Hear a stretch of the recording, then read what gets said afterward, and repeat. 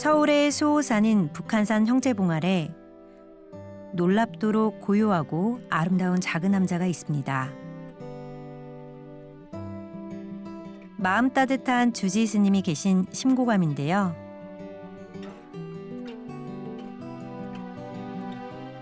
스님 안녕하세요. 안녕하세요. 어서 오세요. 높은 곳에 오시느라고 수고가 많으셨습니다. 스님 저 여기 와서 놀랬습니다. 왜냐면 산 밑에 국민대 있는데 거기까지는 그냥 서울이었거든요. 근데 어느 순간에 이 풍경이 확 바뀌면서 이 심고감이 나타났는데 제가 서울 토박이인데도 서울에 이런 곳이 있었나 하면서 굉장히 깜짝 놀랐습니다, 스님. 선계에 보면 고고 정상이 심심해정이라는 성계가 있어요. 성구가. 그 말이 뭐냐면 높고 높아서 산 꼭대기에 서고 깊고 깊어서 바다 밑속으로 들어간다.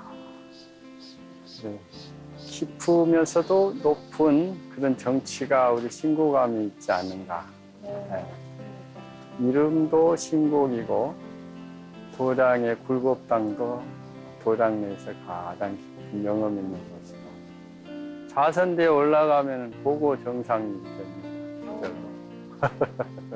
네, 저 조금 둘러보고 싶은데 혹시 좀 구경 좀 시켜주실 수 있나요? 예, 제가 안내해 드리겠습니다. 네.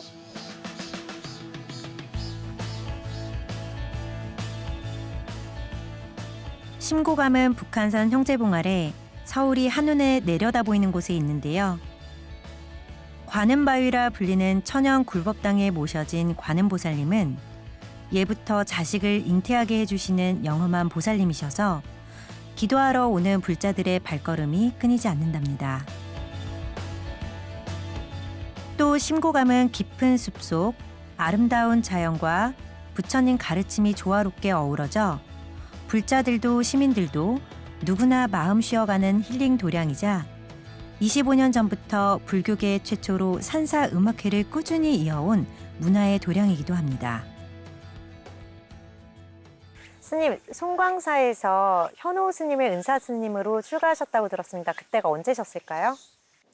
제가 1982년도 가을에 출가하였습니다. 출가한 지 얼마 안 돼서 은사 스님께서 송광사 은사 주지를 맡으셔가지고 제가 은사 스님의 시봉을 행자 때부터 모셔드렸죠. 82년이면 꽤 오래전으로 느껴지는데요. 네, 그렇죠. 82년도 제 19살 나이에 출가했는데 그 당시는 출가자가 많았던 것 같아요. 삶을 어떻게 살아야 될 것인가 청소년기에 고민이 많았고 그래서 출가 준비기가 한 1년여 년 정도 있었습니다. 네, 그래서 1982년 가을에 송광사의 구자 산자 큰 스님이 대단한 도인 스님이라는 명망을 듣고 선지식을 찾아서 출가해야 되겠다 하는 마음으로 19살 늦가을에 가을에 출가한 것 같아요.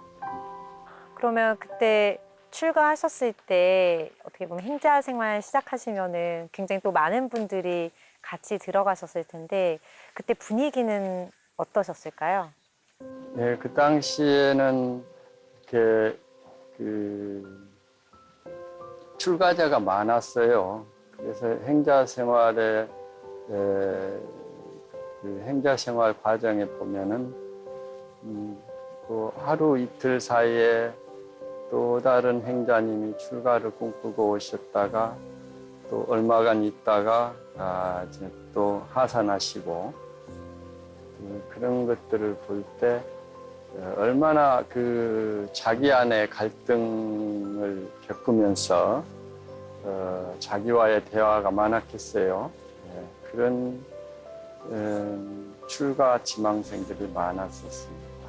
그런데 제가 1년 6개월이라는 행자 과정을 겪는 과정 속에서만 해도 100여 분에 가까운 분이 출가를 지망하였고 끝내 10여 분만이 삼위계를 수지하게 됐죠. 그러면 100명에서 거의 10분의 1만 남게 된 건데요. 굉장히 좀 그 행자 생활하는 기간이 좀 많이 힘드신 걸로 예상이 되는데요. 많이 힘들지는 않으셨어요, 스님께서는? 자기 안에 어떤 삶의 기로에 서서 갈등과 고뇌가 있지 않겠어요? 그런 것들이 이제 힘들었겠죠. 근데 저의 경우에는 아마도 전생에 그 남방에서 수행했던 스님이었던 것 같아요. 그래서 출가 전에도 남방의 스님들이 많이 이제 꿈속에서 보였고, 그 출가한 이후에도 남보다도 더 각별하게 출가에 대한 결연한 의지가 있었고, 또 그런 결연한 의지 때문에 그 조석에 이렇게 대중스님 시중 들거나 또 공부하는 데 있어서 힘듦을 몰랐어요. 그게 젊음의 혼인 것 같아요. 열정이고. 열정. 네. 네. 아까 전에 전생에 좀 그런 인연부터 나는 스님의 이렇게 될 결심을 좀 예전부터 하셨었던 걸로 보이는데요. 그러면은 출가 이전부터도 어떻게 보면은 굉장히 자연스럽게 그 꿈을 가지게 되신 걸까요? 학위 지지는 생의 지지를 넘지 못한단 말이 있잖아요. 배워서 하는 것은 타고나는 것을 넘어서지 못한단 말이에요. 저의 경우에는 그 학위 지지도 스승님 밑에서 배워가지고 나름대로 스승님의 은혜가 지금합니다마는 생의 지지가 굉장히 큰 바탕이 있었지 않은가 이런 생각을 해봅니다. 심고감 주지이신 원경 스님은 송광사에서 성림 현호 화상을 은사로 출가해 통도사 보광선언에서 첫 하한거를 지낸 후 제방선언에서 수행정진하셨습니다. 중앙승가대학교를 졸업하고 미국 LA 송광사 분원 고려사 주지, 대한불교 조계종 제15대 중앙종회 의원, 조계종 사회복지재단 상임이사, 총무원 사회부장, 중앙승가대학교 법인처장 등을 역임하셨습니다. 현재 사회복지원각 대표와 성북구 사암연합회장으로 활동하고 계신데요. 2015년부터 원각사 노인무료 급식소를 맡아 운영하는 한편 한국문인협회 신회원으로서 여러 권의 시집과 산문집을 내셨습니다. 은사 스님이신 현호 스님과는 또 어떻게 인연이 되셨고 좀 그 배움의 과정에 있어서 어떤 것들이 있었는지 이야기해 주시면 감사하겠습니다. 그 마치 시절 인연에 의해서 은사 스님이 송광사 주지 스님 소임을 맡으면서 자연스럽게 대체적으로 아주 어린 나이에 속하니까 시봉을 들기에는 적합했던 것 같아요. 현자, 호자 스님의 그 변명 자체부터가 그 이용을 느끼지 않아요? 검은 호랑이 스님이시라 하는데 실제로도 그 매사에 당신의 삶과 지도하는 그런 가르침이 엄정하시고 엄중하셔요. 저희 상로 스님이 부자 산자 상로 스님이 오도 이후에 상배구남에서 선열에 들으셔가지고 정진을 하고 계시는데 잠깐 졸으셨대요. 졸으셨는데 그 꿈에 검은 호랑이가 나타나서 당신을 우요삼잡한 뒤에 품에 안기는 것을 보는 순간에 어디선가 스님 밤 깊은 밤에 스님 부르는 소리를 듣고 깨어났대요. 그래서 이제 나그네가 길을 잃었나 보다, 길을 잃고 나를 찾아오나 보다 해서 작은 종이 있었나 봐요. 종을 이렇게 치면서 이 소리를 듣고 찾아오도록 해라 종을 치는데 그 소리를 듣고 찾아오셨더니 이제 현자오자 제자시죠. 근데 제가 보니까 법정 스님이 계셨던 불일암 여기에도 계셨었다고 그러는데 어떤 인연이실까요? 그게 제가 이제 큰절에 행자 생활을 하고 중학자 시절에 이제 그 큰 행사가 있으면 과일이며 떡이며 이제 이런 게 이제 그 모처럼 이제 공약물이 나오잖아요. 그러면 이제 비교적 암자에 계신 스님들은 그 공약물이 빈약합니다. 법정 스님께서 평소에 국수를 좋아하신 것도 단박한 맛에 의한 것도 있지만 암자의 뭐 이렇게 먹거리가 용이치 않잖아요. 큰 스님들을 위해서 이렇게 보자기에 떡이며 과일이며 싸가지고 갖다가 이제 공양을 전해드립니다. 근데 공교롭게 그 이제 광주 무각사 청학 큰 스님이 그 당시 원주 소임을 맡았는데 저에게 꼭 법정 스님께 이렇게 전에 갖다 드리라고 이렇게 심부름을 시키셨어요. 그래서 저는 어린 마음에 그냥 이리저리 하고 오고 갔습니다만은 지금 생각해 보니까 가서 공부하고 범 발치해서라도 이거 보고 배우라는 뜻에서 그런 심부름을 보내지 않으셨을까 이런 생각이 들어요. 지금 그 불이람에 가면은 그래 보자기 놓고 가라 그럴 것도 한데 꼭 그 당신 그 차실에 맞이하셔가지고 차를 주시고 격려를 해주시고 이야기를 해주시고 기억이 참 큰 스님의 은혜를 입은 것 같습니다. 그 미국에서도 법정 스님을 또 이렇게 모셨던 적이 있으시다고 이야기를 들었는데요. 제가 미국에 91년도에 그 송강사 부는 고려사의 주지로 한 4, 5년 살았습니다. 그때 이제 법정 스님께서 그 회갑을 맞아서 좀 하도 그 많은 분들이 법정 스님을 좋아하고 하시니까 조금 비교적 한적한 곳을 찾아서 오신 곳이 아마 미국 고려사가 아니었던가 생각이 듭니다. 그때 이제 오셔서 한여름을 보내시고 가을쯤 하셨나. 한 석 달 정도 같이 모시고 살았습니다. 정신공양을 하시면은 꼭 산책을 좋아하셔요.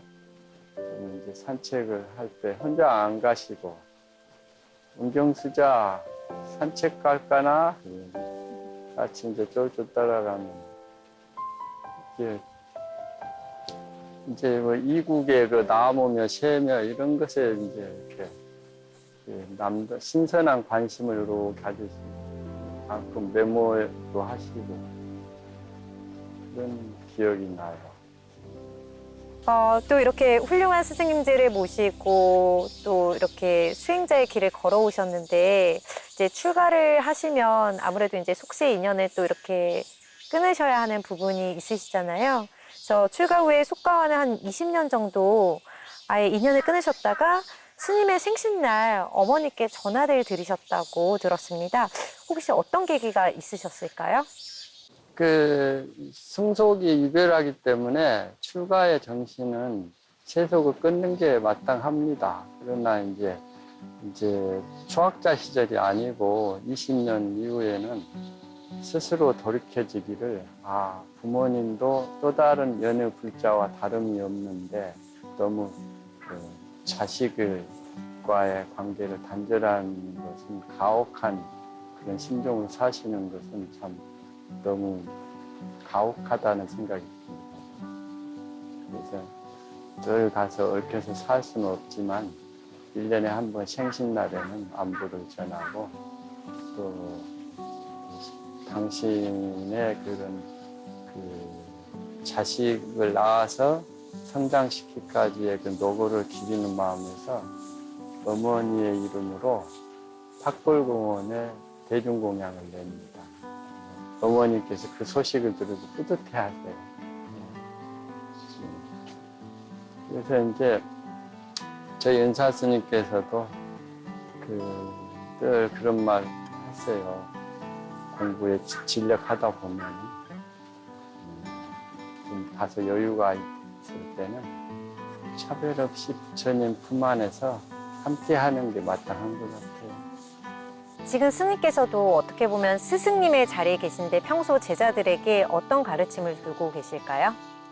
예, 저희 때와 다르게 또 이렇게 격세지감으로 많은 삶의 형태와 문화적 다양성 속에 살잖아요. 그러다 보니까 출가 수행을 하는 후학자들도 보면은 쉽지가 않아요. 뭐 유혹도 많고 또 그 생활상도 단조롭지가 않고 그런 상황이 현실적인 것을 전혀 이렇게 우리가 무시할 수는 없기 때문에 늘 경계심을 주곤 합니다. 무엇을 하건 어느 자리에 있건 너는 부처님의 제자라는 것을 잊지 마라.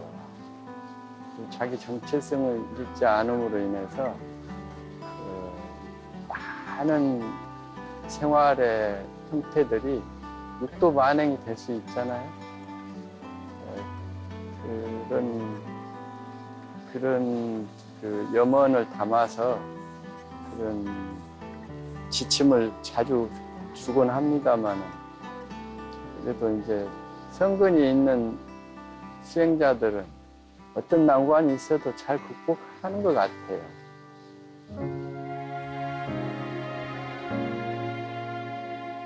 좌선대에 오르면 멀리 내려다 보이는 서울의 도심. 원경 스님은 서울의 한복판인 종로에서 무료 급식소를 운영하며 배고픈 이가 없도록 매일 따뜻한 밥을 나누고 마음 아픈 이가 없도록 매일 따스한 말과 미소를 전하고 계십니다. 고통받는 이가 없길 바라는 중생 구제의 원력을 지닌 스님께 요즘처럼 불안한 사회를 어떻게 살아야 할지 여쭤보았습니다. 요즘은 사회가 참 많이 불안합니다. 스님께서도 뉴스를 보셨겠지만, 막 그 묻지마 폭행이라든가 또 자살, 그다음에 그냥 자살도 아니고 또 가족이 함께 죽거나 뭐 여러 가지 폭행부터 참 흉흉한 소식들이 좀 많이 들리고 사회가 많이 불안해지고 있는 걸 느낍니다. 이런 사회 속에서 저희는 어떤 마음을 가지고 살아가야 될까요? 그러니까 불법이 위대한 게 그 점이에요. 불법은 자기를 성찰하는 교육을 시키잖아요. 그런데 사회적인 통념과 그런 사회적인 그 유행에 매몰돼 가지고 거기에서 자기를 볼 줄 아는 겨를이 없잖아.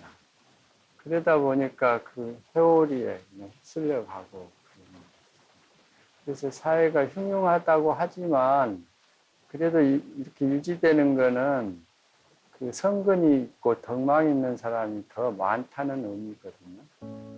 그래서 이제 다소 우리가 따르다 하더라도 우리가 마음으로 거드는 마음이 필요해요. 마음이 긍정적인 마음이 모아져서 공업이라고, 사회는 공업의 산물이잖아요. 우리 사회 공업 답은 우리가 함께 만들어가는 거잖아요. 마음을 놓지 말고 우리 이 동체 대비심으로 내가 좀 어떻게 하면 힘이 될까 하는 마음을 서로 모아서 갖는 게 필요하죠. 힘 따라서 십시일반 또 무리하게 하면은 힘에 겨워서 쓰러지니까 내가 할 수 있는 만큼 어떤 만큼인가 많은 대로 적으면 힘을 보태는 그도 안 되면 기도라도 할 수 있잖아요. 네? 기도라도 할 수 있고 또 격려라도 할 수 있고 그런데 결국은 마음이 중요하지 않을까요? 그러면 저희 프로그램의 공통 질문입니다. 스님께 출가란 어떤 의미를 가지고 있을까요? 깨달으면은 승속이 따로 없어요. 하지만 제 방식대로 깨달음의 삶을 위해서 출가를 한 거죠. 네. 그렇게 생각합니다, 저는. 행자 시절부터 남다른 원력으로 출가 수행자의 길을 걸어오신 심고감 주지 원경 스님. 대중들 곁으로 먼저 다가가 가장 가까이에서 전법을 펼치고 계신 스님의 이야기. 다음 시간에 이어서 만나보겠습니다.